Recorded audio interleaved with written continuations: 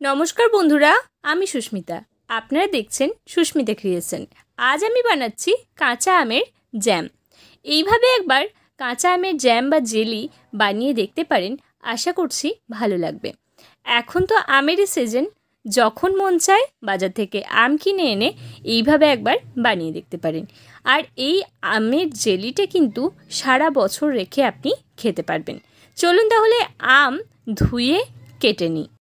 প্রথমে কিন্তু আমগুলোকে ভালোভাবে ধুয়ে নিতে হবে, যেহেতু বাজার থেকে কেনা আম আর আমের গায়ে আঠা লেগে থাকে আর ভীষণ পরিমাণে ময়লাও লেগে থাকে, তাই পরিষ্কার করে আগে আমগুলোকে ধুয়ে তারপর আমগুলো থেকে খোসা ছাড়িয়ে ছোট ছোট পিস করে কেটে নিতে হবে।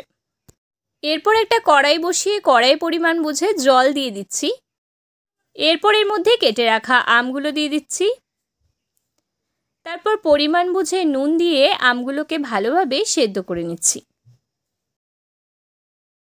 আমগুলো সেদ্ধ হয়ে গেলে জল ঝরিয়ে নিয়ে একটা বাটিতে নিয়ে নিচ্ছি। এরপর আমগুলোকে ভালোভাবে ম্যাশ করে নিচ্ছি। এইভাবে আপনি ম্যাশ করে নিতে পারেন, আবার আপনি চাইলে কিন্তু মিক্সিতে একবার পেস্ট করে নিতে পারেন। আমি কিন্তু মিক্সিতে পেস্টটা করিনি, আপনি চাইলে একবার মিক্সিতে পেস্ট করে নিতে পারেন।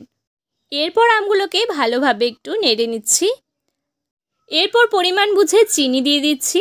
এখানে যতটা আম ছিল পরিমাণ বুঝে ঠিক ততটা পরিমাণেই কিন্তু আমি এখানে চিনিটা দিয়ে দিয়েছি, যেহেতু আমগুলো ভীষণই টক ছিল। আর এর মধ্যে 3টে আমি এলাচ দিয়ে দিয়েছি। এরপর সব কিছু ভালোভাবে মিশিয়ে নিচ্ছি।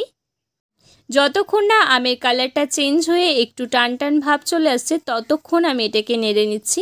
আর এই পর্যায়ে কিন্তু আমি 1 চামচ পরিমাণে ভিনিগার অ্যাড করেছি। এটা কিন্তু ভিডিওতে দেখানো হয়নি, আপনি কিন্তু 1 চামচ পরিমাণে ভিনিগার এর মধ্যে দিয়ে দেবেন। ভিনিগারটা দেওয়ার ফলে খুব তাড়াতাড়ি নষ্ট হয়ে যাওয়ার চান্স থাকবে না। আর এরপরে এটাকে নামিয়ে নিয়ে ঠান্ডা করে নিয়ে পরের দিনকে একটা গোটা রোদ এটাকে খাইয়ে দিতে হবে।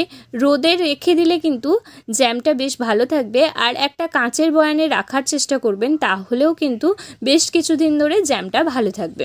নমস্কার, ভালো থাকবেন, সুস্থ থাকবেন, সবসময় আমার সঙ্গে থাকবেন।